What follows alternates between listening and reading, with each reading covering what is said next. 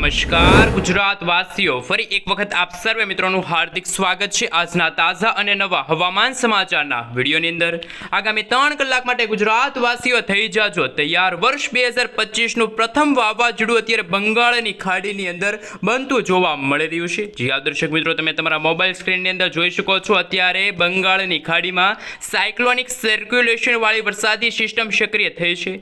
આગામી દિવસોની અંદર આ વરસાદી સિસ્ટમ ભારતના પૂર્વ ભારતના ભાગોથી આગળ વધીને એ વરસાદી સિસ્ટમ વેલમાર્ક લો પ્રેશરના એરિયામાંથી ગુજરાત નજીક આવશે, ત્યારે ગુજરાતમાં ફરી એકવાર જામશે વરસાદનો નવો રાઉન્ડ। જે આ દર્શક મિત્રો, અંબાલાલ પટેલની આગાહી સામે આવી છે। અંબાલાલ પટેલના જણાવ્યા અનુસાર ગુજરાતમાં 5 થી લઈને 8 સપ્ટેમ્બરના સમયગાળા દરમિયાન ગુજરાતમાં આંધી, તૂફાન, વંટોળ સાથે ગુજરાતમાં ભારેથી ભારે વરસાદ પડવાને લઈને અંબાલાલ પટેલની ડરામની આગાહી સામે આવી છે। બીજી તરફ પરેશ ગોસ્વામીએ કહ્યું છે કે જે અત્યારે બંગાળની ખાડીમાં જે સાયક્લોનિક સર્ક્યુલેશન વાળી વરસાદી સિસ્ટમ બની છે, જે ગુજરાત નજીક આવશે ત્યારે તે ડિપ્રેશનની અંદર ફેરવાઈ જશે અને ગુજરાત નજીક એ વરસાદી સિસ્ટમ આવવાની સાથે ગુજરાતના અમુક ભાગોમાં 10 થી 12 ઇંચ સુધીનો વરસાદ, તો અમુક ભાગોમાં 12 થી લઈને 15 ઇંચ સુધીનો વરસાદ સાથે અમુક વિસ્તારોની અંદર તો 15 ઇંચ કરતાં પણ વધુનો વરસાદ, એટલે કે મિત્રો અતિવૃષ્ટિના વરસાદની પણ આગાહી પરેશભાઈ ગોસ્વામીએ વ્યક્ત કરી છે।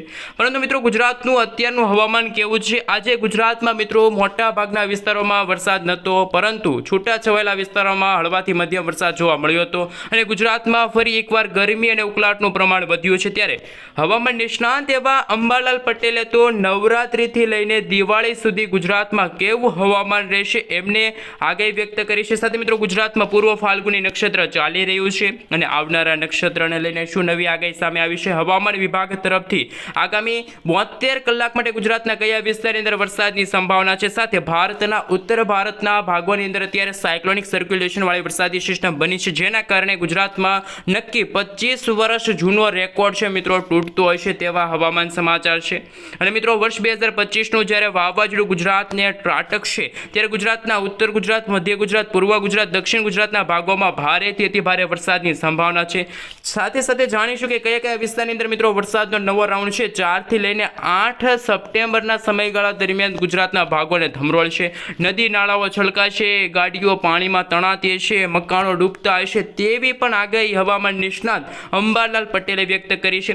સાથે મિત્રો હવામાન વિભાગ તરફથી આઈએમડી તરફથી સમગ્ર ગુજરાત રાજ્યનો નકશો જાહેર થયો છે। એ નકશા વિશે વાત કરીશું કે અત્યારે ગુજરાતના કયા કયા વિસ્તારની અંદર કેવા પ્રકારનું હવામાન જોવા મળી રહ્યું છે, કેવા પ્રકારનું વરસાદ પડવાને લઈને વોર્નિંગનો નકશો છે જાહેર કરી દેવામાં આવ્યો છે। મિત્રો હાલ તમે જોઈ શકો છો તમારા મોબાઈલ સ્ક્રીનની અંદર અત્યારે હવામાન વિભાગ તરફથી સમગ્ર ગુજરાત રાજ્યનો જે નકશો જાહેર થયો છે એમના વિશે મિત્રો વાત કરીએ તો અત્યારે ગુજરાતના કયા વિસ્તારની અંદર વરસાદની આગાહી છે? વીજળીના ચમકારા, કડાકા ભડાકા સાથે હવે પછીની કલાકોમાં દાહોદ, પંચમહાલ, છોટાઉદેપુર, આ સાથે નર્મદા લાગુના વિસ્તારની સાથે સાથે તાપી, ડાંગ, નવસારી, વલસાડ, દમણ, દાદરાનગર હવેલી લાગુના વિસ્તારની અંદર વરસાદની સંભાવના છે। પરંતુ 4 તારીખથી ગુજરાતમાં વરસાદનો નવો રાઉન્ડ શરૂ થવા જઈ રહ્યો છે। મિત્રો આ નવા રાઉન્ડને લઈને અંબાલાલ પટેલે પણ પોતાની ભૂક્કા બોલાવતી આગાહી વ્યક્ત કરી છે। દક્ષિણ ગુજરાતના ભાગોમાં ભારેથી ભારે વરસાદ પડવાને લઈને હવામાન વિભાગ તરફથી પૂરની પણ સ્થિતિનું નિર્માણ થશે તેવી આગાહી વ્યક્ત કરી છે, જેમાં દક્ષિણ ગુજરાતના તમામ જિલ્લાઓની અંદર અતિશય ભારે વરસાદ, તો અમુક ભાગોમાં 8 થી લઈને 12 ઇંચ સુધીના ધોધમાર વરસાદ પડશે, અનેક ગામો ડૂબતા હશે, અનેક રેકોર્ડો તૂટતા હશે। અને મિત્રો વર્ષ 2025નું ચોમાસું આ સપ્ટેમ્બર મહિનામાં પૂરું થવા જઈ રહ્યું છે, તો ચોમાસાની વિદાયને લઈને પરેશભાઈ ગોસ્વામીએ શું આગાહી વ્યક્ત કરી છે? અને મિત્રો તમે જોઈ શકો છો 5 તારીખે પણ ગુજરાતમાં વરસાદનો નવો રાઉન્ડ શરૂ થવા જઈ રહ્યો છે, જેના કારણે કચ્છ છે, મોરબી છે, જામનગર છે, દેવભૂમિ દ્વારકા છે, પોરબંદર, એટલા મિત્રો જિલ્લાઓ છે કે જ્યાં વરસાદ છે એ નહીં પડે, એટલે કે હળવાથી મધ્યમ વરસાદની આગાહી છે। પરંતુ દક્ષિણ ગુજરાતના ભાગોની સાથે સૌરાષ્ટ્રના દરિયાકાંઠાના ભાગોમાં, જેમાં ભાવનગર, અમરેલી, બોટાદ, ગીર સોમનાથ લાગુના વિસ્તારની સાથે સાથે જૂનાગઢ, રાજકોટ, ઉત્તર ગુજરાતના પણ બનાસકાંઠા, સાબરકાંઠા, અરવલ્લી, મહીસાગર, દાહોદ લાગુના વિસ્તારની અંદર અતિશય ભારે વરસાદની સંભાવના છે।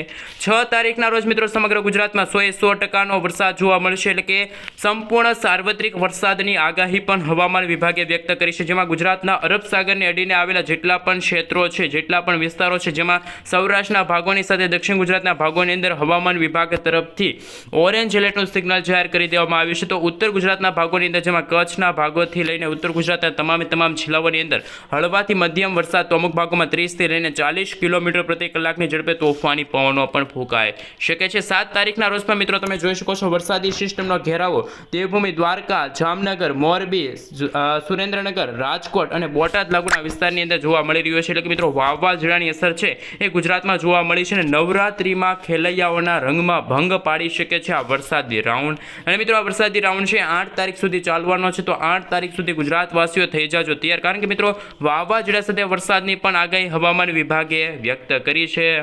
હવે મિત્રો આપણે જાણીશું કે અત્યારે ગુજરાતના કયા વિસ્તારની અંદર વરસાદની સંભાવના છે. આગામી 3 કલાક માટે ગુજરાતનું વાતાવરણ તો મિત્રો બિલકુલ ચોખ્ખું જોવા મળી રહ્યું છે, પરંતુ મધ્ય ભારતના ભાગોથી લઈને તમે જોઈ શકો છો, ખાસ ભારતના જે ઉત્તર પ્રદેશના ભાગથી લઈને મધ્ય ભારતના ભાગ અને દક્ષિણ ભારતના ભાગથી લઈને બંગાળની ખાડીમાં તો અત્યારે સાયક્લોનિક સર્ક્યુલેશન વાળી વરસાદી સિસ્ટમ બની છે, જે આગામી દિવસોમાં વેલમાર્ક લો પ્રેશરના એરિયામાં કન્વર્ટ થશે.